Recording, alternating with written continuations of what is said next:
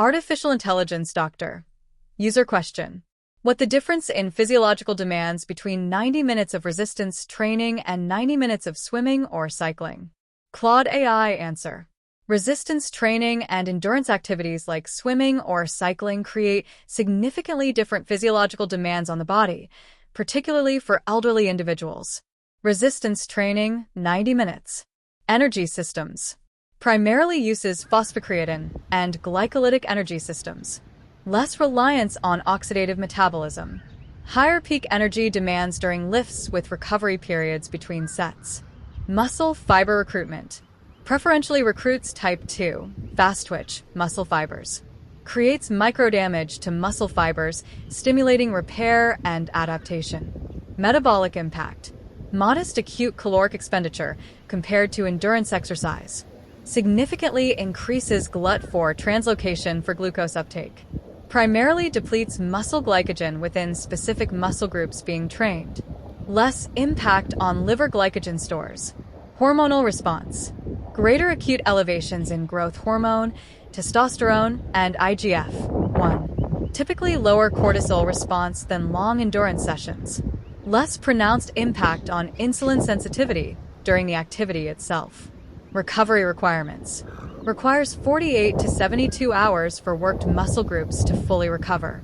Protein synthesis remains elevated for 24 to 48 hours post-exercise.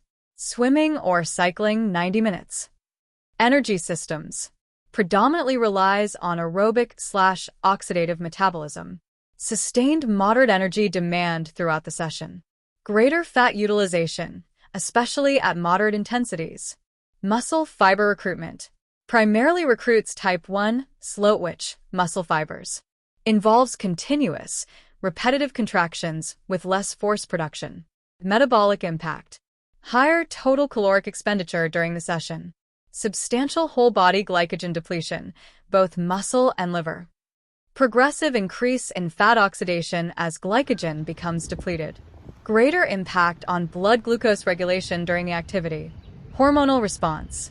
More pronounced increases in catecholamines, epinephrine, norepinephrine. Potentially higher cortisol response, especially at higher intensities. Greater reduction in insulin levels during the activity. Recovery requirements.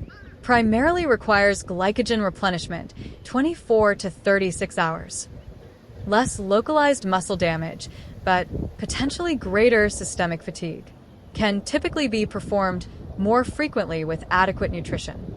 For elderly individuals, these different physiological demands translate to different risks and benefits. Resistance training may better preserve muscle mass and functionality, but requires more recovery time. Endurance activities may improve cardiovascular health, but can place greater demands on glycogen stores and energy balance if performed daily at high volumes.